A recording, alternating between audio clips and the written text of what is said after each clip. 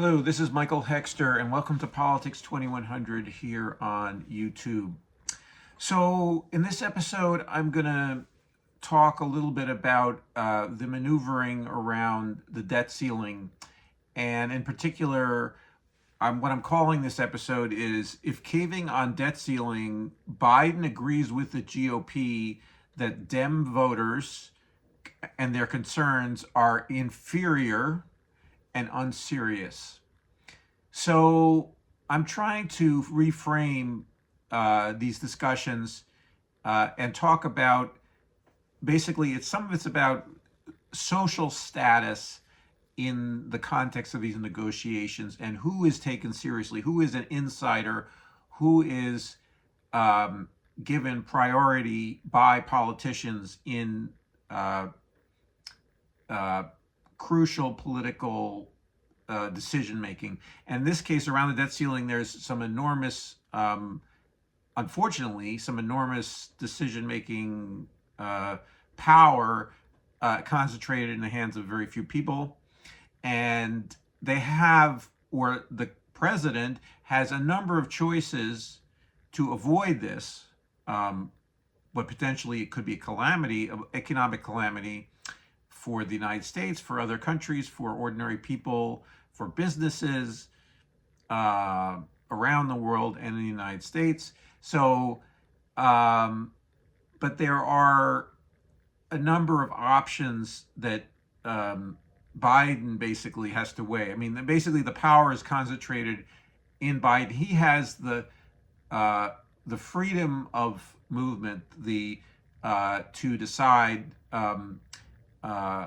what to do, and he's deciding though to define the decision space in a way that is looking like he is going to quote unquote make a deal with the economic terrorists and the political terrorists in the Republican Party, and he's going to make a deal that will cut some social spending, going to put some basically fetters on his own ability to do certain things in the next 2 years, potentially beyond that as well.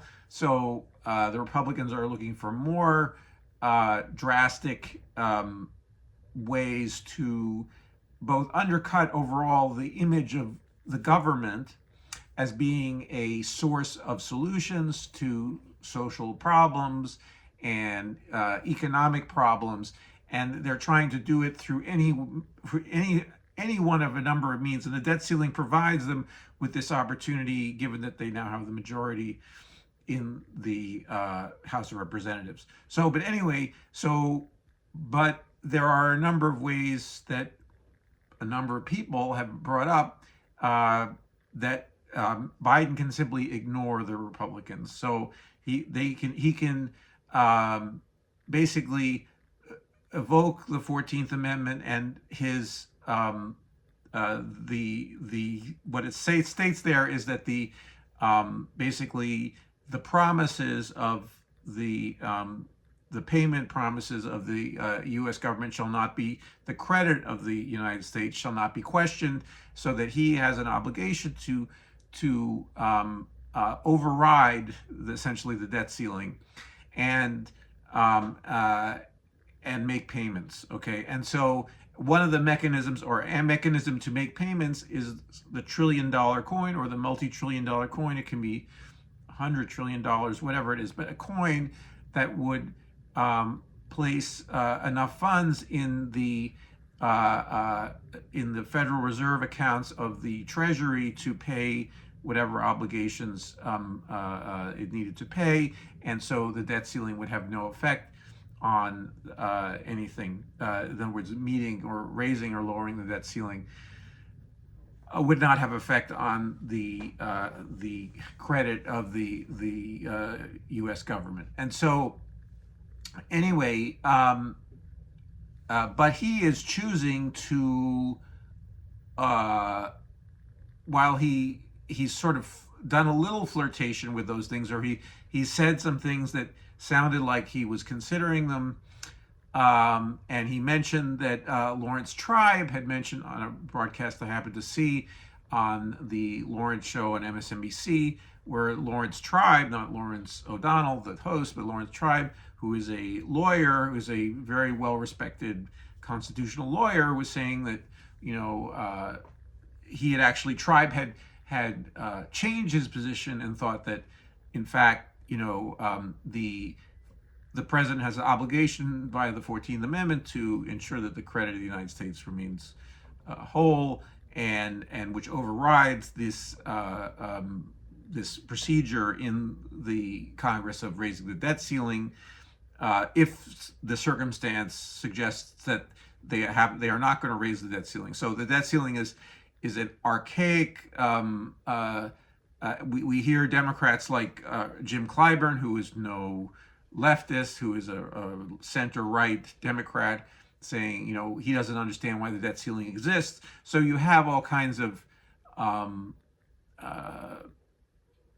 talk. They're realizing that this is a crisis that is a manufactured crisis, manufactured in part by our fairly ancient Constitution, but also by a Republican Party that is a party of saboteurs of the government and of governing, or insofar as that does not add to their political power. They are in favor of power and political power if it adds to their or their donors' wealth and power, but other than that, in a very, very narrow way.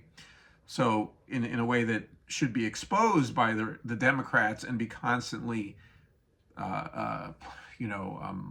used as a political cudgel against the Republicans, but is not, because of, among other things, they share donors and they share a relationship with the ultra wealthy and the mega corporations that control most of the media and our politics, 98% of our politics. So, but anyway, so that relationship, it constrains the Democrats from exposing the Republicans routinely. So in some sense, their position, we assume in a way that their acts of sabotage are somehow something natural. We expect them, so forth and so on, rather than they should be made a scandal, made and excoriated. Okay, vigorously excoriated, not just in some kind of sort of I say this and then I wait and hear for the response, literally saying that let's say Joe Biden or some other Democratic leader would say, I am not going to wait to hear your response. I know for a fact that what you're doing is wrong, so I'm going to say it, and I'm going to make your, political career look, or your political, not career, but your potentially a career, but your political appearance look bad because of what you're doing is destructive. So is directly destructive. So it's destructive for ordinary people. It's destructive for businesses. But we've come to normalize that destructiveness by not having a vigorous political opposition to it from the Democratic Party. And also the media also normalizing. And so this is one of the themes of Politics 2100, the normalization, the cloaking of the extreme Republican Party by Democratic leadership's collusion and indifference to it, and also media dressing up the making respectable that party. But anyway, so in this debt ceiling standoff, the likely compromise, or what the deals suppose that Biden may strike, rather than using the constitutionally available or legally and constitutionally available tools that he has to basically ignore the Republicans and say, we're going to pay our bills, okay? Because this is spending, again, I think I've mentioned this in another episode. The debt ceiling it's like Visa calling you 3 months after you actually sign the Visa slip and saying, oh, did you want to actually pay that? Did you want to pay the merchant? and you could say yes or no. If you had a Republican and a Democrat in your head, the Democrat would say, "Oh yes, please pay it," and the Republican would say, "No, I don't want to pay it. They're too woke for me. I don't want to pay them." So I'm just making that up, and it's not. It's that analogy is only the U.S. government is not a person and a household, so forth and so on. But it's like within the financial pipe work of the federal government is this archaic hiccup of the debt ceiling that potentially could mean that you would be shafting someone else, okay, and therefore your credit would go down if you decide to shaft them, okay. So anyway, so but the point I'm trying to make is that Biden is choosing to elevate the Republican frame of reference and saying that there's some real substance to their objections to spending that had already been approved by Congress before, that somehow let's renegotiate that spending that had already been approved, which ordinarily he has to execute. In other words, the executive branch has to execute that spending and taxation and so forth and so on. But anyway, he has to realize it, and that's why it's called the executive branch. So anyway, but that or one of the reasons. But anyway, but he is deciding to elevate the Republican position, and it appears as though this is a reemergence of the Biden that we knew from long observation and in his multi-decade, in his 40-year, 45-year political career in Washington, who was eager to essentially be a Republican, okay, in the Democratic Party, to amplify Republican positions, and also to be this, deal maker with the Republicans, essentially be a Trojan horse. I'm sorry to use that word, but anyway, within the Democratic Party for the Republicans. Okay, so, but Republicans also is shorthand for really the corporate uniparty in this case, or the corporate. The two parties have different views on certain, like guns. They have different views on reproductive rights, on racial equality, within some limit. All of these, in other words, they're not. The Democrats could be far better on all those issues, so that I just mentioned, but they are not the fanatical fascists that the GOP are, okay, on many of these issues, or theocrats, okay. But anyway, but they are not vigorous anti-fascists and vigorous anti-theocrats, and anti-misogynists and so forth and so on. So, or at least the party as a whole and the leadership of that party. But anyway, but they are on economic issues. There is an agreement among the corporate wing of the Democratic Party and the corporate wing of and really the entire Republican Party, in terms of being pro-rich person, being pro-corporate, and because that's where they get their money for the status. They feel like that they are closer to those people than their actual voters, the Democrats, and also the Republicans. So they feel they're closer to them, and so in this kind of crucial negotiation, they are the people who would be most affected by, let's say, one of these deals that may happen. Okay, are ordinary people. Are, for instance, requirements will be put on, like income requirements, we put on certain benefits, or or there'd be freezes in certain types of spending that are social spending. This is what the Republicans want to attack. They want to attack government's ability to help ordinary people, because that goes against A, their ideology, and B, the interests of the financial sector and other aspects, and the extractive industries that don't want to see our government acting vigorously in the public interest and regulating and putting the fossil fuel industry out of business, so forth and so on. So they want to weaken that as much as possible. So they want to attack that link, but they don't want to do it too openly, because they, for instance, some of their voters depend on that on things like Social Security and Medicare, and so the debt ceiling allows them to do it in a sort of roundabout way. And they talk about prudence, and I'll do another video about the politics of prudence and appearing prudent, so forth and so on.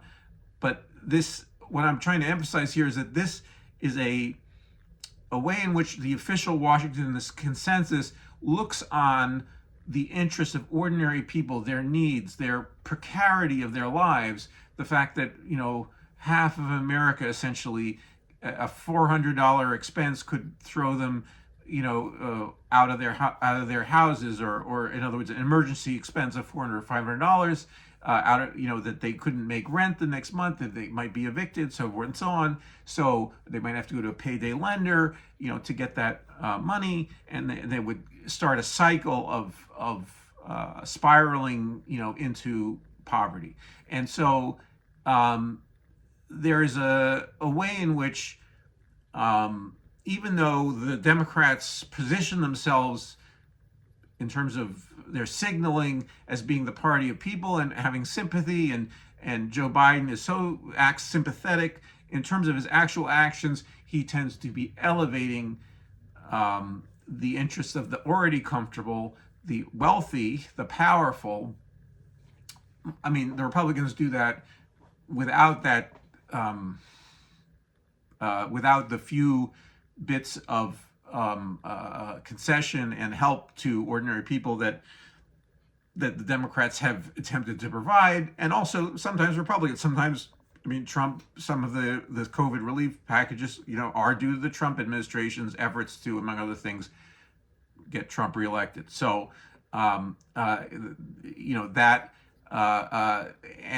similarly, Democrats try to do the very minimum to get reelected. The very minimum. There are a few maximalists in that way in the Democratic Party who are trying to push for benefits for people in enough amount for them to actually be helpful, or at least they do it under duress, like in the COVID-19 pandemic. The duress was on the government to help bail out the economy, so we had things like the child tax credit, so that lifted children out of poverty, and that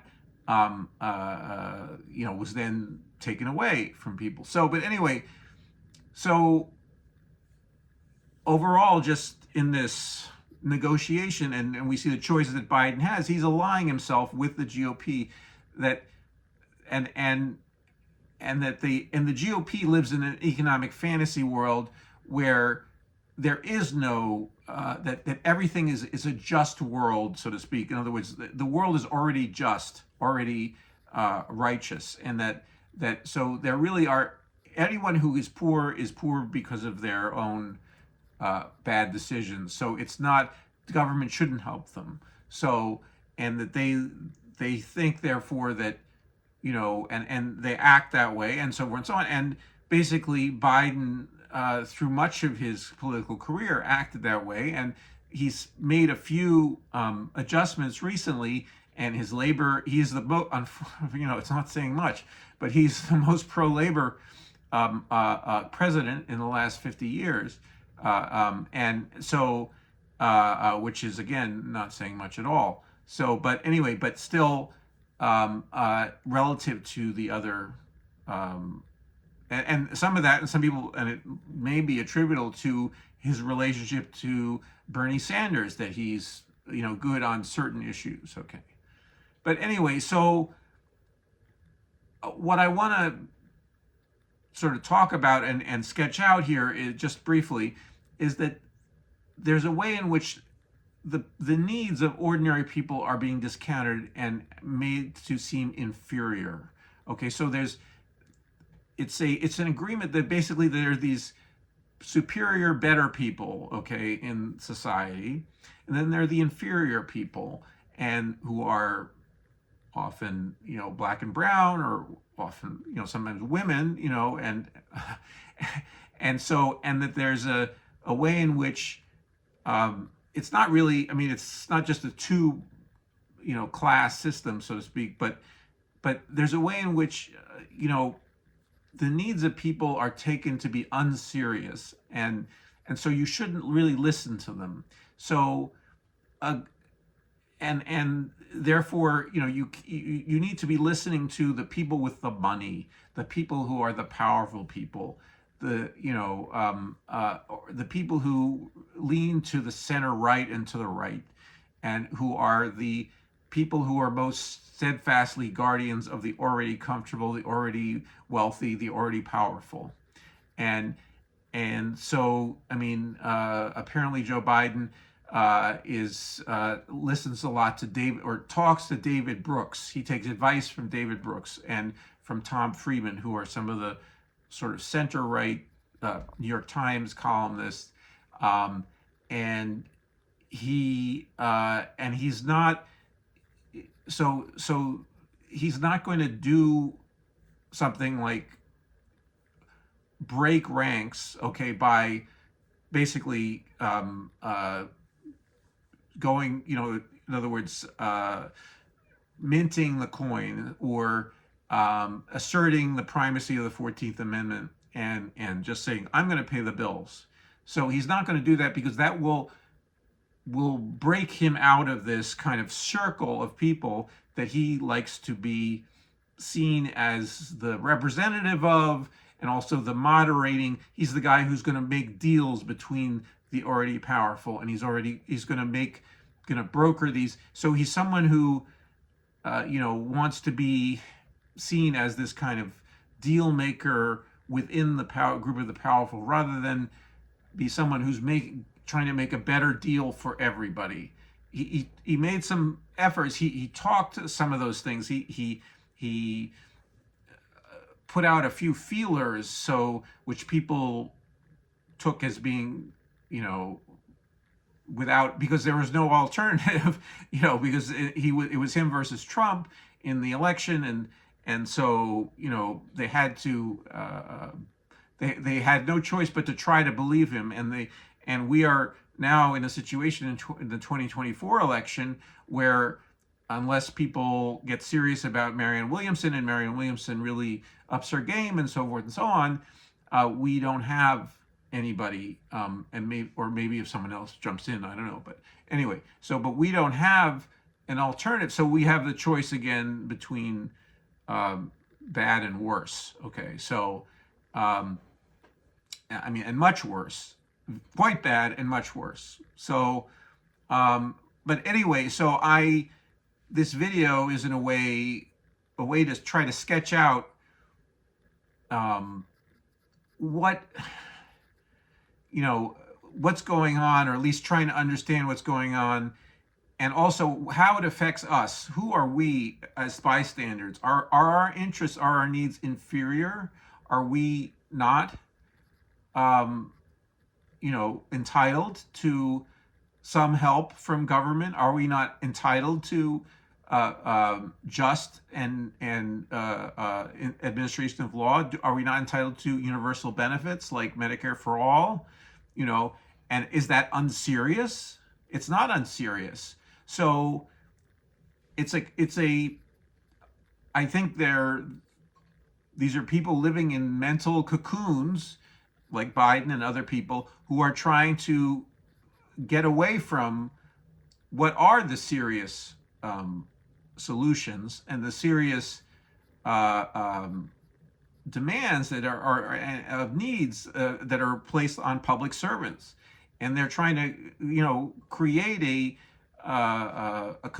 way to insulate themselves so they can do they can remain part of the club, so they can keep in this club of people that they've chosen, that they think is their club.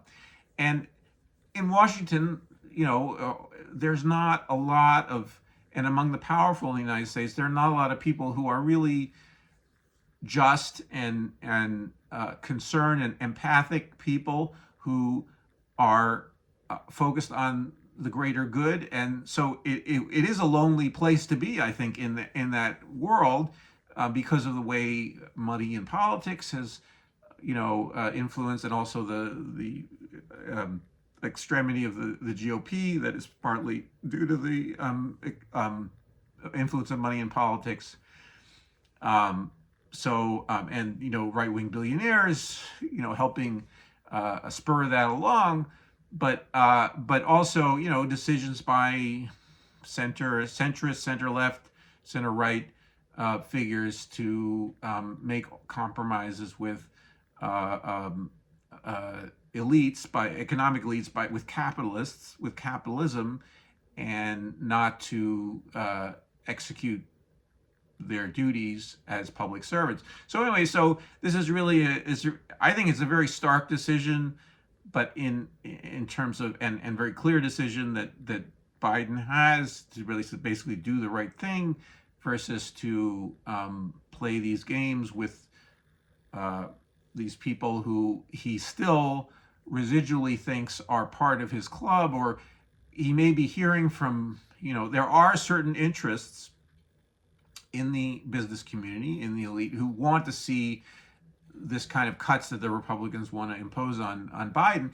They want to always have government kind of limping along, and they because they want to have the population, us, be dependent on these businesses, and so they don't want a public alternative, a public option for financial services like postal banking, so forth and so on, that will undercut the power of the financial service industries, or having more generous Social Security and generous insurance. So it's the FIRE sector, financial insurance and real estate sector. So it's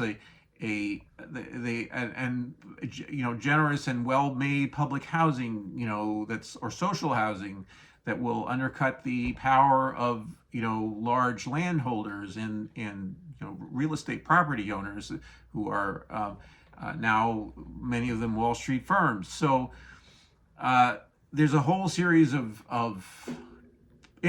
economic interests, that want us to have lousy public service, including, an example of lousy public service is Biden deciding on the spur of the moment, or to basically cut a deal with, rather than put it on the Republicans to say, you're going to crash the economy, or I'm basically going to pull this, I'm going to just ignore you and mint the coin, and this discussion will be over. And so he's playing these games because I think in the background, the people he considers to be the serious people are telling him, we want Americans to be insecure and live in fear, and because that helps us maintain our power. They don't say that. There's all kinds of layers of dressing over that, that sound serious to someone like Biden. Anyway, I think I'll stop here, but I think that what I'm trying to do here is to create some language and some imaginative scenarios, so where people can understand what's going on, but also, even if someone who's powerful hears this, would think, well, wait a minute, why can't we do the right thing? And so anyway, another voice in the wilderness, or in cyberspace here. Anyway, please share your thoughts in the comments, and also please subscribe to Politics 2100, and please like the video if you got something out of it. I look forward to seeing you in the next video.